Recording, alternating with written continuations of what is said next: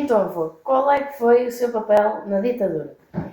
Ora, durante esse regime autocrático, eu tive vários papéis, porque eu vivi muito tempo ainda sob o regime do chamado Estado Novo.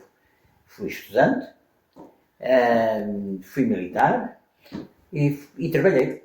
Portanto, tive uma amplitude grande de intervenção. Como estudante, era bastante interventivo, uma característica que ainda mantenho, apesar de muitos anos que passaram.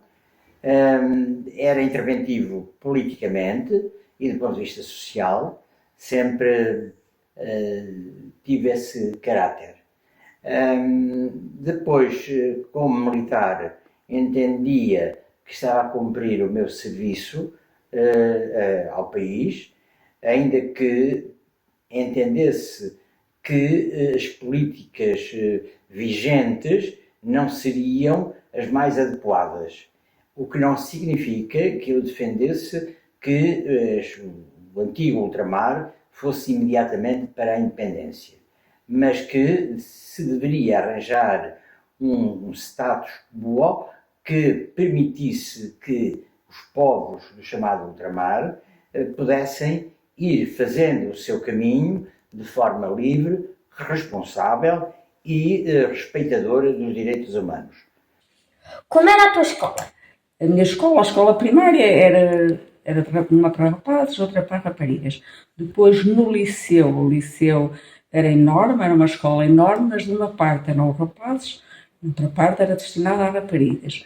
Havia já uma sala de convívio, onde no intervalo onde podíamos conviver os rapazes com as raparigas. Depois, quando fui para o magistério, aí já era misto, os rapazes, as turmas já eram com rapazes e já eram com raparigas, já era misto. O ensino era gratuito. As crianças podiam, desde que os pais assim entendessem, frequentar. Era obrigatório. E eu lembro-me de ter colegas que eram obrigados a ir para a Guarda Nacional Republicana e iam buscá-los a casa para frequentarem as aulas. Portanto, a escolaridade era obrigatória, ainda que não fosse entendido isto de uma forma séria e coerente. E como é que era o dia-a-dia na ditadura? No Estado Novo, o dia-a-dia era variável, dependia do grupo social a que se pertencia, dependia do grau de cultura, dependia do grau de vontade de intervenção política, social e até religiosa que as pessoas quisessem ter. Não era fácil, o regime não era propriamente uma democracia, ainda que eu pessoalmente sempre pensei livremente, porque ninguém podia interferir na minha forma de pensar, eu não autorizava, nem eu queria, nem desejava, portanto tinha o meu pensamento.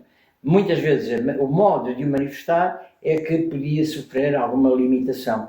Portanto, este era um aspecto. O outro aspecto é que Portugal, apesar de ter muitas toneladas de ouro no Banco de Portugal em reserva, era um país que, nessa altura, que tinha atrasos consideráveis, assinaláveis, por exemplo, para não ir mais longe, até em relação à Espanha, nas vias de comunicação. A Espanha estava mais desenvolvida do que nós. Havia também um setor grande da população que tinha dificuldades graves, eram pobres.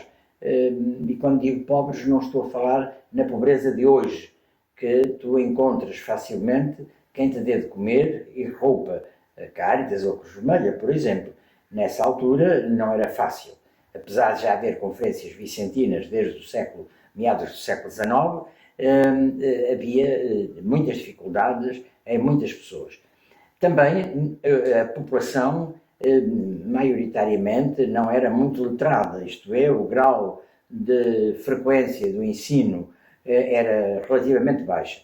Ainda que fosse obrigatório frequentar pelo menos até ao terceiro ano, chamava-se terceira classe, e depois até à quarta, na teoria, apesar de haver escolas em todos os concelhos do país e umas escolas especiais chamadas postos escolares em algumas aldeias, o que é um facto é que a maioria dos jovens, um grupo significativo de crianças, não frequentava o ensino oficial, porque tinham que ajudar os pais, sobretudo em meios agrícolas e rurais.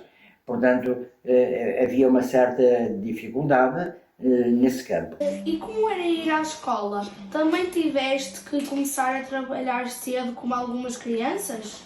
Não comecei assim tão cedo como algumas crianças. O meu pai tinha algumas possibilidades.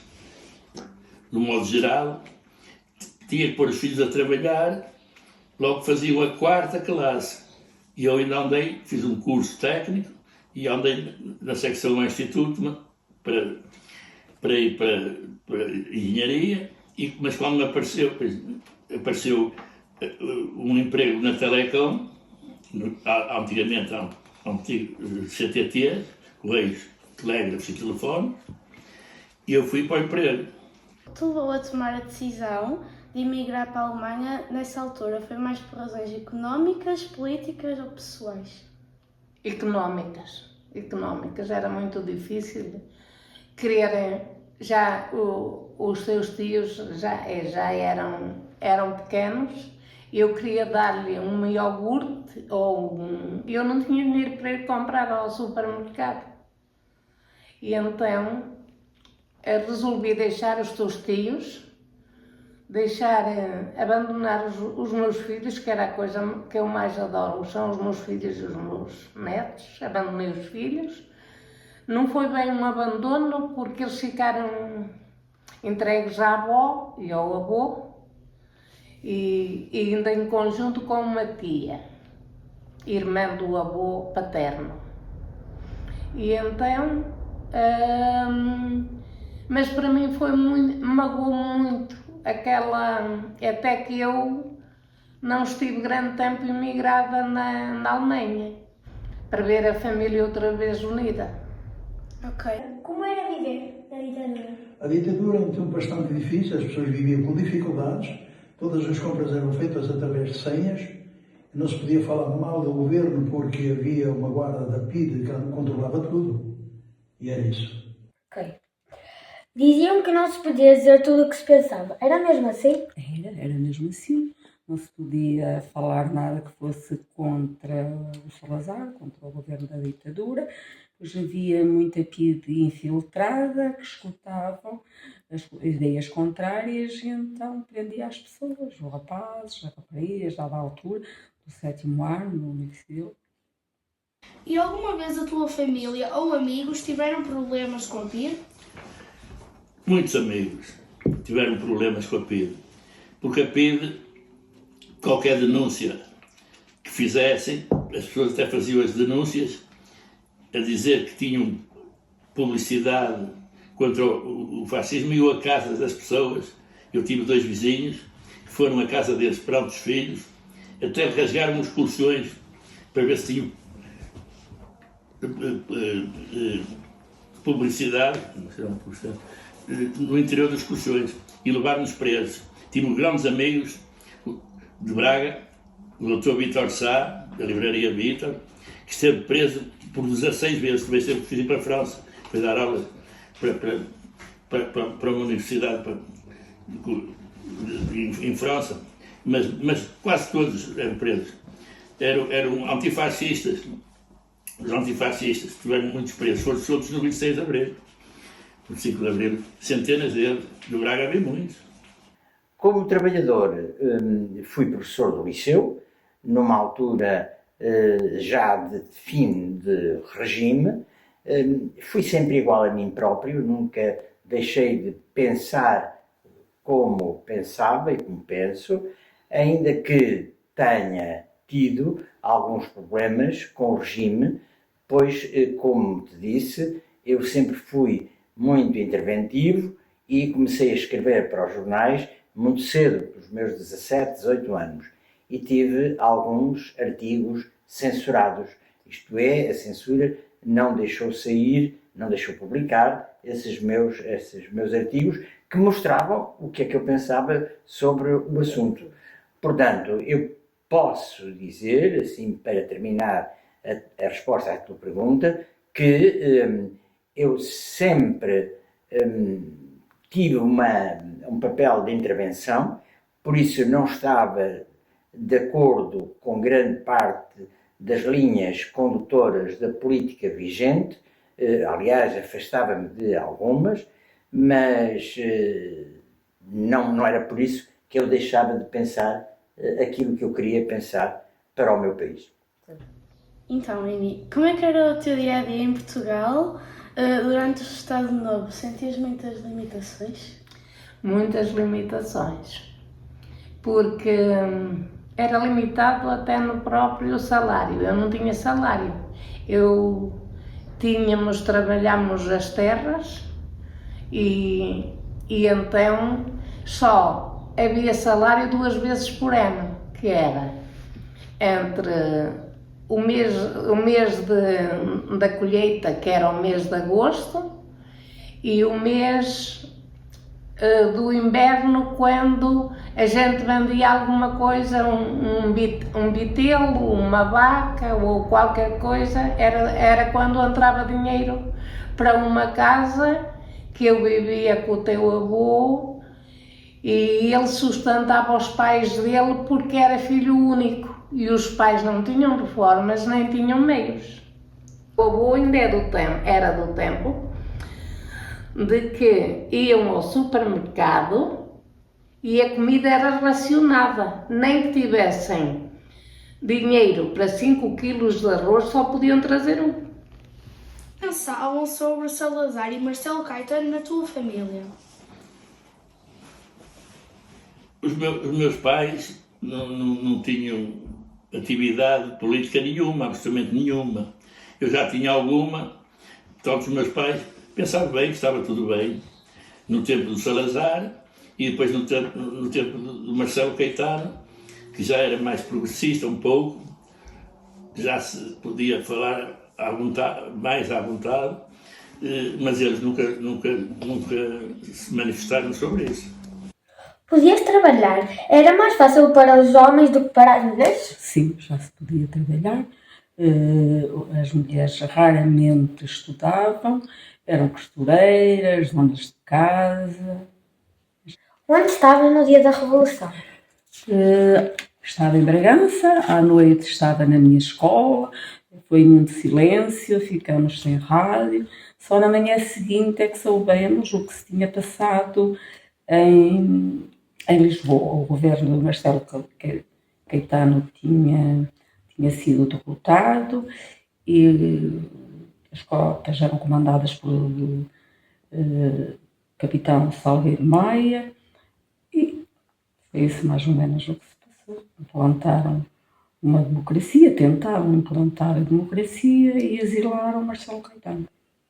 E onde estavas quando aconteceu o 25 de Abril? Estava em casa e vim logo para o centro da cidade, de manhã, com a minha mulher, para me manifestar de alegria por ter acontecido o 25 de Abril, na Avenida Central, em Braga. Como viveste o 25 de Abril de 1974? O que sentiste nesse momento? Nesse momento eu estava mais o teu avô, só nós os dois sozinhos na Alemanha. E então nós costumámos ver as notícias através do rádio de Portugal. E o teu avô disse para mim, olha, alguma coisa se passou em Portugal porque os rádios deixaram de comunicar. Porque na Alemanha só soubemos que tinha acontecido um golpe de Estado, não é? Quando já tudo estava à vontade para poder falar destes acontecimentos. Notaste na tua vida no antes e depois do 25 de Abril? Liberdade de expressão, acesso progressivamente acesso de todas as crianças ao ensino superior, liberdade de expressão, e muitas outras coisas que permitiram que as pessoas dialogassem umas com as outras, porque antes do 25 de Abril nem 4 pessoas nos cafés podiam estar juntas e a falar.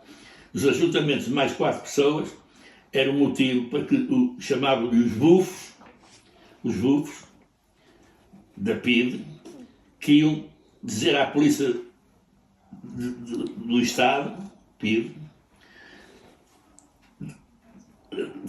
que essas pessoas querem anti-Salazar, portanto antifascistas. Então no café Viara não se podia estar juntos. O que mudou na tua vida depois desse dia? Já se podia falar mais livremente, podíamos casar já com quem queríamos, porque na altura do Salazar as profissões tinham de ser compatíveis. Obviamente, não mudou mais nada, a liberdade de expressão, sobretudo.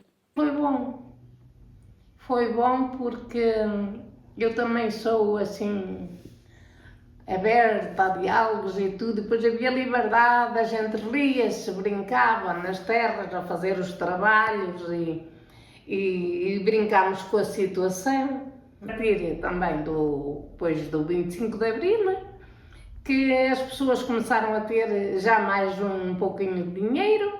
O avô comprou um trator e ia a trabalhar para aqueles que não tinham, eles pagavam davam, e eu já sentia mais dinheiro para ir ao supermercado, pelo menos uma vez por mês ou 2. A gente, como morava a 12 km do primeiro supermercado,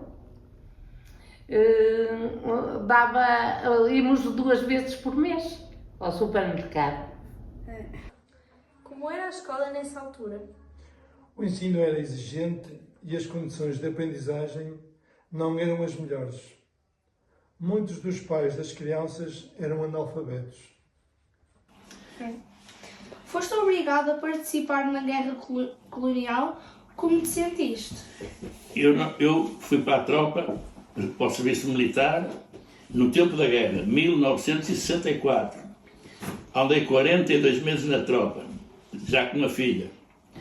Mas a minha especialidade da tropa e o facto de eu ficar para o serviço auxiliar, que tinha um problema no estômago, uma úlcera, fiquei apurado para o serviço auxiliar, mas não deixei de ter que andar na tropa 42 meses.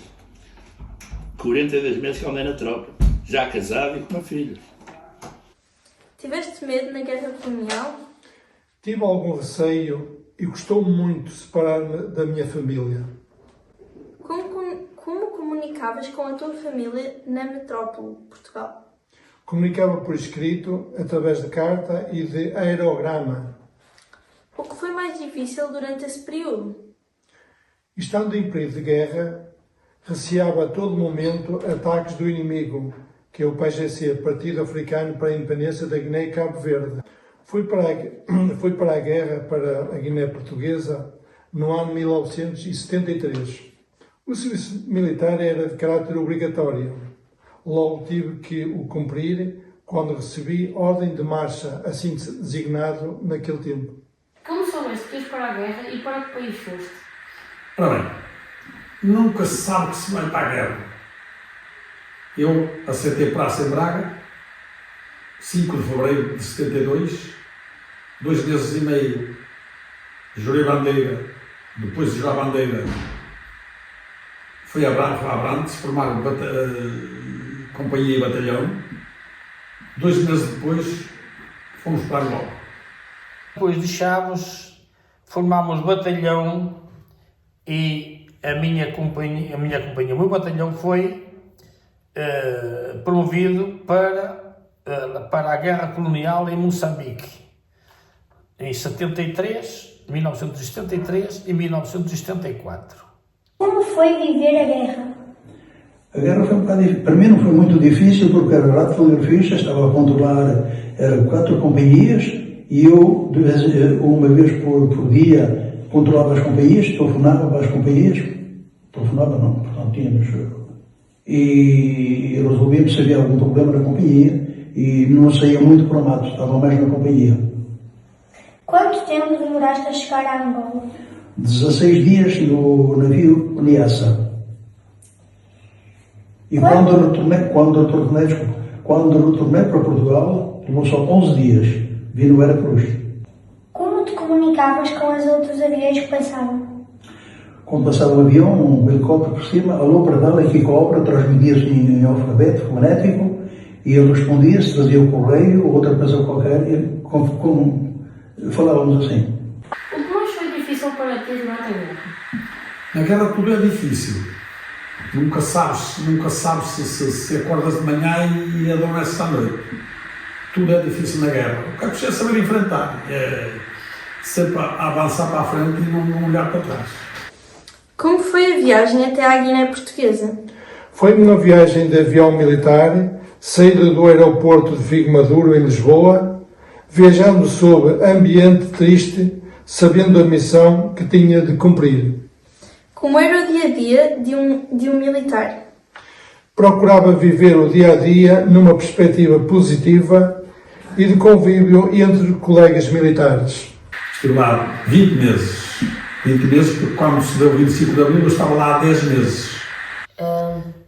Como é que era a vida lá? A vida lá era uma vida triste. Uma vida triste porque entramos numa povoação onde havia talvez 300 africanos e nós, portugueses, fomos lá para defender os africanos que estavam lá no meio da floresta, atingidos pelos bandidos que vinham de outros países vizinhos fazer mal aos moçambicanos, e então nós estávamos a fazer guarda e a proteger essa população africana em Pundanhar, norte de Moçambique. O nosso dia-a-dia, se estava no quartel, no meu caso era primeiro cabo, estava a cabo dia, reunia o pessoal para ir à lenha, porque lá cozinhava-se a lenha, faxinhas da cozinha, etc, etc. Se estava a cabo da guarda estava na porta de armas com um soldado sempre à porta de armas. No caso no caso do acortamento, porque se quase semana sim, semana não, 4, 5 corações de combate às costas e toca a ir para o mato. O que foi mais difícil para ti durante a guerra? Durante a guerra foi mais difícil porque teve que ser evacuado, depois teve uma doença num pulmão, foi evacuado para Portugal e esteve 1 ano e qualquer coisa no hotel Dr. Oliveira Salazar, no Carvão, para recuperar. Qual era a tua principal função na guerra? Era radiotelegrafista. Quanto tempo ficaste em Angola? 1 ano e meio, mais ou menos. Como foi viver durante a guerra? Não foi viver mal, mas eu estava num regimento de transmissões. Quando eu estava a serviço era só para comunicar com um avião, com um helicóptero ou com as companhias que estavam a serviço também. Como é que era o teu dia-a-dia enquanto soldado? O dia-a-dia era fazer sempre patrulhas toda a volta do quartel, saíamos para evitar que houvesse emboscadas, saíamos com, portanto, 3 dias para o mato para proteger sempre aquela zona onde estava essa população que nós protegíamos. O que faziam para se distrair nos momentos mais calmos? Pois, era o pior, era cerveja, nos churrascos, mais algumas coisas, e depois por vezes acabava tudo empurrado. Dentro da povoação onde a gente brincava, jogava futebol, jogava sueca, e assim fomos passando o tempo, os dias maravilhosos. Houve certas dificuldades, fomos várias vezes atacados pelos inimigos. Uma altura, no dia 2 de dezembro de 1973, na Picada arrebentou uma mina, onde eu ia em cima do caminhão, no primeiro caminhão, que era o Rebenta-Minas. Portanto, fomos todos soprados pela explosão. Felizmente não houve feridos. Como é que era a relação entre os soldados portugueses e a população local?